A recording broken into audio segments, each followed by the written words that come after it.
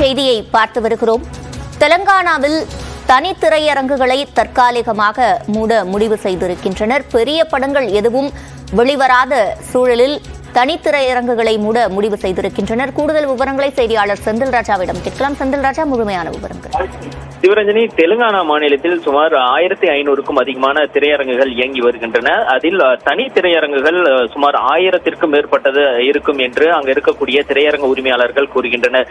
இந்த நிலையில் அந்த பெரிய திரைப்படங்கள் எதுவும் கடந்த 2 மாதங்களாக வெளியாகவில்லை. அதற்கு காரணமாக IPL போட்டி மற்றும் தேர்தல் இது உள்ளிட்ட காரணங்களால் திரைப்படங்கள் வெளியாகவில்லை என்று கூறுகிறார்கள்.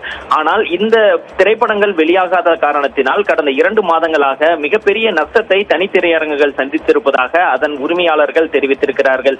இது குறிப்பாக மின் கட்டணம், ஊழியர்களுக்கான செலவு, பராமரிப்பு செலவு உள்ளிட்டவை கணக்கிடும் பொழுது குறைந்தபட்சமாக ஒரு நாளைக்கு 18,000 ரூபாய்க்கு மேல் செலவாகிறது. ஆனால் எங்களுக்கு 1000 ரூபாய் கூட வருமானம் வரவில்லை என்று அவர்கள் தெரிவிக்கிறார்கள். இதன் காரணமாக வரும் வெள்ளிக்கிழமையில் இருந்து தற்காலிகமாக தனி திரையரங்குகளை மூடுவது என முடிவெடுத்திருப்பதாகவும் அவர்கள் தெரிவித்திருக்கிறார்கள். சிவரஞ்சனி, விவரங்களை வழங்கியமைக்கு நன்றி செந்தில் ராஜா.